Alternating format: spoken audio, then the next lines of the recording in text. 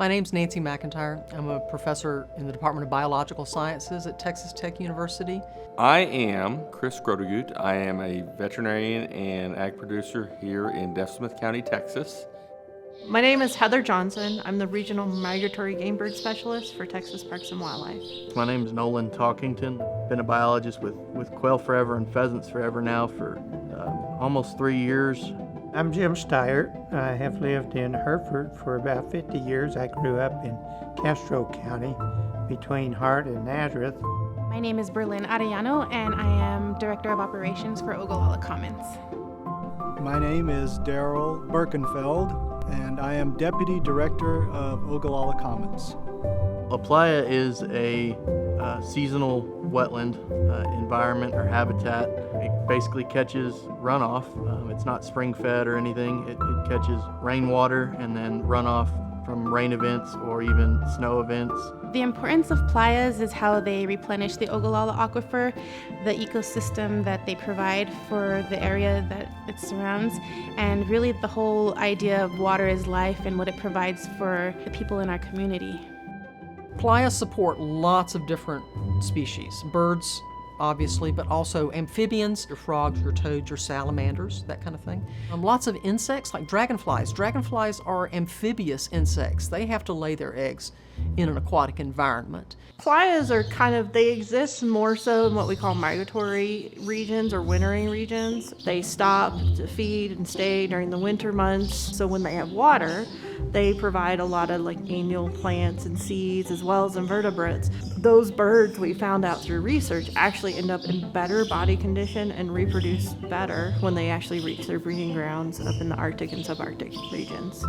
Water conservation, first of all, is important to everyone, particularly farmers, because if you're living on the land and stewarding the land, if you want future generations to be on that land, they're going to have an adequate source of water. From an early age, it was part of our culture to understand that the water table was going to go down if we did not do things about it. And we didn't monitor it and understand it and learn about it. It's so critical to our survival here. The Playa lakes and the aquifer work hand in hand, and all the biology that goes on with the Playa lakes, all of that goes hand in hand with survival and prosperity here on the plains. One of the realities that we're having to deal with is we have less water. The Ogallala has been depleted, some places down to less than 30 feet. One thing that could help us out to stabilize our water supply and make sure we have water for the future is playas that are healthy. This playa behind me, it's possible that it could recharge up to 1 million gallons of water. The overarching myth about playas is that they need to always be full of water to be functioning, and that's not the case. They're meant to go dry. They're meant to have water in them. Your vegetation's going to change with whether they're dry or they have water in them, but a dry playa does not necessarily mean it's an unhealthy playa. Out here we have a period where it's kind of like a rainy season that we have. From April through September, we get most of our rainfall.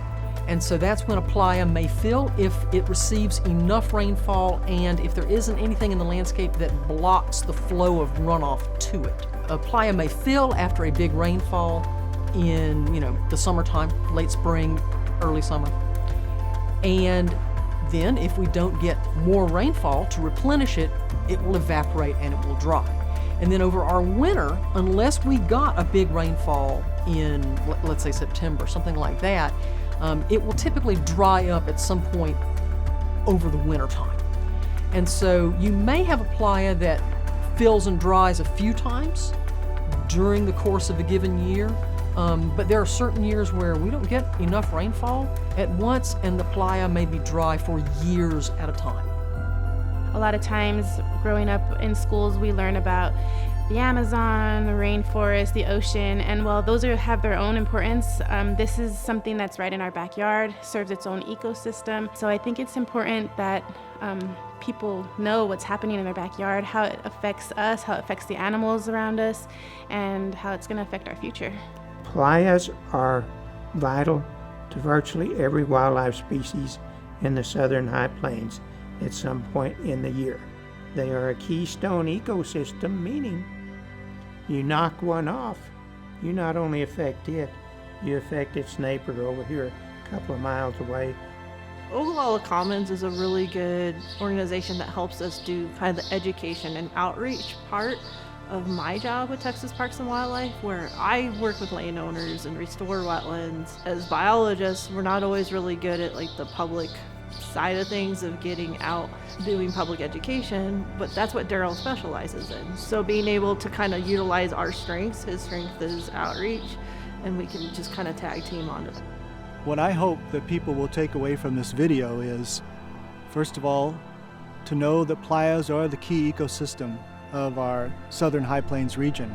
They're not very large and they only occupy 2% of the landscape.